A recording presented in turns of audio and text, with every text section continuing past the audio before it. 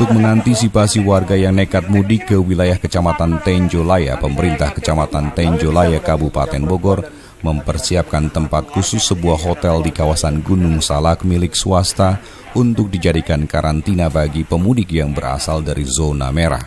Di hotel tersebut telah disiapkan 100 kamar oleh pihak pengelola, bahkan pemerintah Kecamatan Tenjolaya sudah berkoordinasi dengan Dinas Kesehatan melalui Puskesmas dan pihak Polsek dan juga Koramil. Pihak swasta pun setuju jika hotelnya dijadikan karantina bagi pemudik yang status ODP dari zona merah.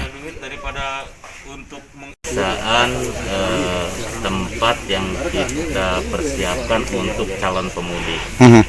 Jadi kalau ada orang Tenjolaya yang bekerja bertempat tinggal di luar wilayah, kalau memang ingin mudik ya kita kenakan beberapa persyaratan tertentu. Yang pertama, kalau memang nggak bisa ditahan lagi, ya silakan diperiksa diri dulu di rumah.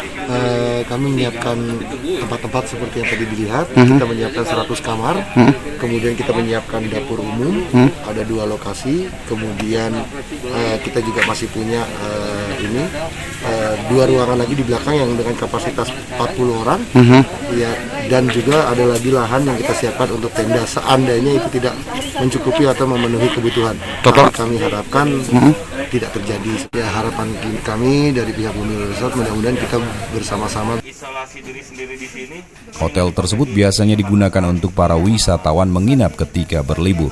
Di tengah pandemi COVID-19, wisata dilarang buka. Pihak Kecamatan Tenjolaya dan pengelola akhirnya memutuskan untuk menjadikan hotel tersebut sebagai tempat karantina bagi pemudik yang nekat pulang, meskipun sudah ada larangan dari pemerintah yang disampaikan oleh Presiden Joko Widodo. Dari Tenjolaya, Kabupaten Bogor, Mande Jajar melaporkan untuk Dinamika News.